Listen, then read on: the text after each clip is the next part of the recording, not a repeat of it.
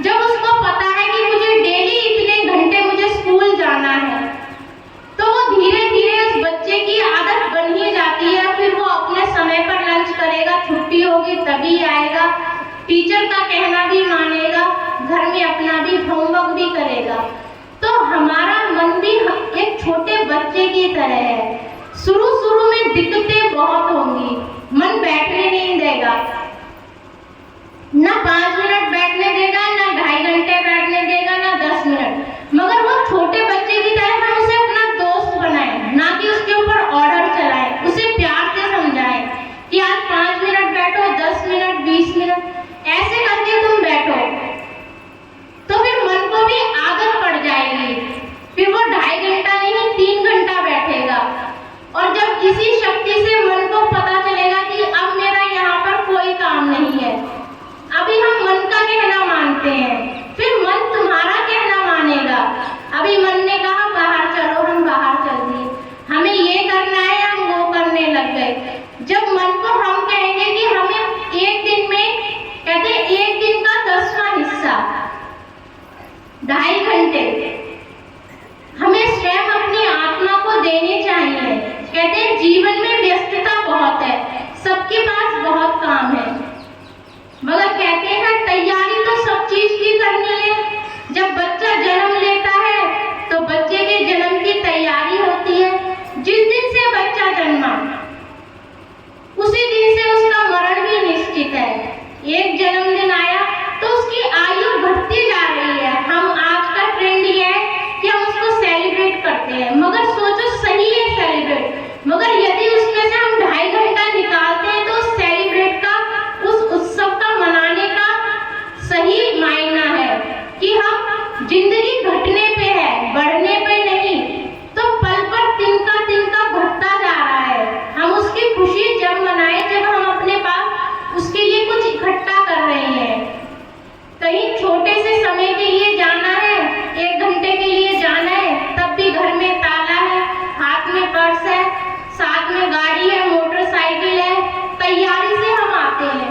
कभी पता है कि आज मैं सत्संग दे रही हूँ, अगला सत्संग होगा कि नहीं, तो उसकी अगले सत्संग होगा कि नहीं, उसकी तैयारी मैं कर रही हूँ कि नहीं। आज से कल का किसी का कुछ पता नहीं है। निश्चित टाइम सभी का निश्चित है, आज जन्मा है तो मरण भी निश्चित है। तो हमने आज 1 घंटा घर से जाने के लिए तो तैयारी कर ली, मगर उस परमपिता परमेश्वर के पास पहुंचने के लिए हमारे पास कुछ तैयारी है। आज हमने अपने घर में महाभारत करी, पढ़ी रामायण, मगर महाभारत हो गई, तो क्या वो महाभारत लेकर के हम परमपिता परमेश्वर के पास उस तैयारी के लिए जाएंगे? आप सभी यहाँ पर हो, सबको अपना, किसी को समय निश्चित नहीं पता कि हमें कब जाना है। यदि हमें सभी आप यहाँ पर बैठे हैं और सबको ये पता चल जाए कि आज शाम को हम सभी को मरना है, तो आप सबका शाम तक का व्यवहार कैसा होगा? क्या आप किसी से लड़ोगे, सास को बुरा कहोगे, पति से लड़ोगे, बच्चों से या अड़ोसी पड़ोसी से कुछ व्यवहार गलत करोगे? नहीं, कि हमें तो शाम को मरना है। अब ये लड़ाई झगड़े से क्या फायदा? कुछ फायदा नहीं है। तो उस फायदे को हम समझें कि हर पल हमें मरना है।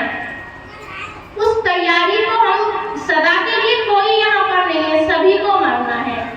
तो उस मरने की हम तैयारी क्यों नहीं करते? प्रतिदिन करें। उस अहंकार को परमात्मा कहते हैं काम, क्रोध, लोभ, मोह, अहंकार, इसको हमें अपने जीवन में त्यागना होगा।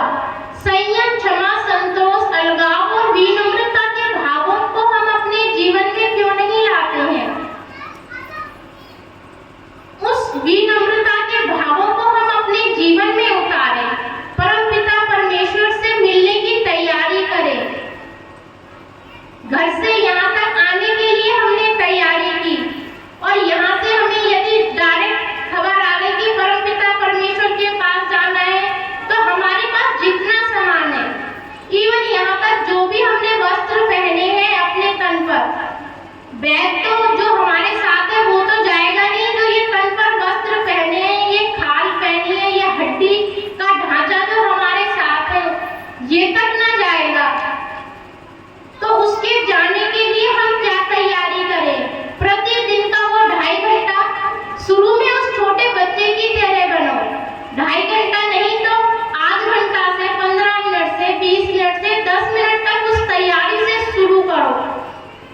जाना सभी को है।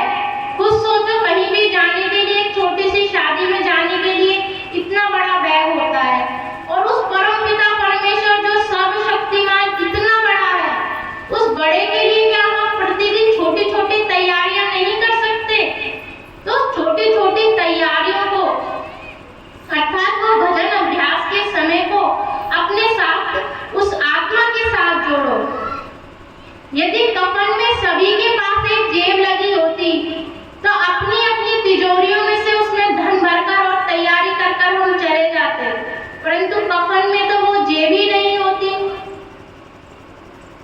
तो वो परमपिता परमेश्वर की वो अपनी आत्मा के साथ वो अच्छे कर्मों की तैयारी करो, अपनी आत्मा के साथ वो भजन अभ्यास का, अपने समय के साथ वो भजन अभ्यास का समय जोड़ो।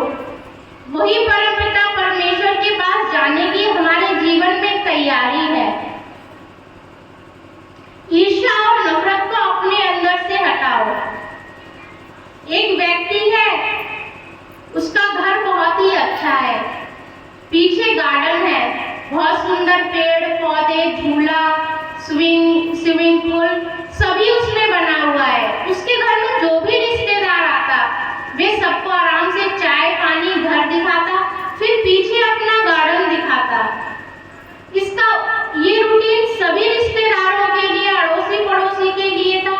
सभी को उसकी आदत का पता था, आओ चाय पानी पियो, खाना वाना खाओ, पूरा घर दिखाता था, फिर अपने गार्डन में ले जाता था, गार्डन दिखाता था। एक रिश्तेदार 10 साल बाद आया, उसे पता था कि इस व्यक्ति की आदत है, खाना वाना खाया, बहुत देर हो गई, उसने घर नहीं दिखाया, गार्डन नहीं दिखाया। वो बड़ा चिंतित हुआ कि ये तो मुझे हर बार दिखाता था, आज मैं ज्यादा समय बाद आया हूँ, क्या इसलिए नहीं दिखा रहा है? उसने बड़ी सरलता से पूछा उसकी पत्नी से, जो रिश्ते में उसकी भाभी लगती थी, कि भाभी जी आज भाई साहब अपना घर और गार्डन नहीं दिखा रहे हैं। घर और गार्डन सेम बिल्कुल वैसे ही था, मगर उसके घर के सामने एक बड़ा घर और एक बड़ा गार्डन किसी ने बना लिया था। उसका घर वैसे ही है, पत्नी के ऊपर कोई प्रभाव नहीं, मगर पति चिंता में, भाई साहब चिंता में, भाभी जी को कोई फर्क नहीं, घर वही है, गार्डन वही है, मगर घर के सामने एक बड़ा घर और एक बड़ा गार्डन हो गया। हमारी वही समाज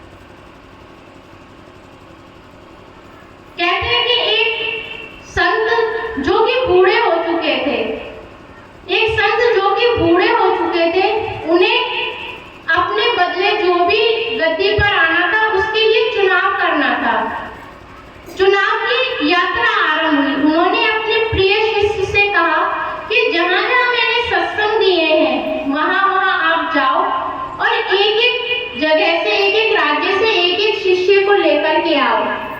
जब प्रिय शिष्य जो कि उनके आश्रम में था, उन्होंने कहा कि आपको अपना उत्तराधिकारी एक ही चाहिए, तो आप जगह जगह से इतने सारे व्यक्ति क्यों बुला रहे हो? उन्होंने कहा, जैसा मैंने कहा है प्रिय शिष्य वैसा ही करो। गुरु ने अपने प्रिय शिष्य को उत्तर दिया। गुरु ने कहा, शिष्य अपनी यात्रा पर निकल गया। हर एक राज्य से, नगर से, जहाँ जहाँ उन्होंने सत्संग दिए थे, उनके प्रिय शिष्य थे, सभी जगह से एक एक व्यक्ति को उन्होंने लिया और गुरु के पास आने की यात्रा आरंभ हो गई। कम से कम 100 व्यक्ति इकट्ठे हो गए। अब यात्रा गुरु के पास जाने की थी, उत्तराधिकारी बनने की थी।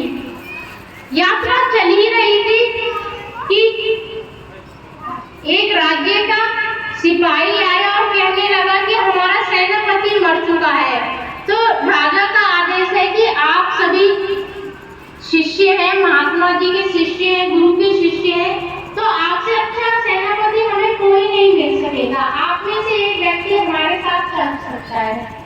100 थे, 100 में से सोचा अच्छी उपाधि मिलेगी, अच्छा धन मिलेगा। 100 में से 25% चले गए, 25 लोग चले गए। एक चाहिए था मगर 25 चले गए।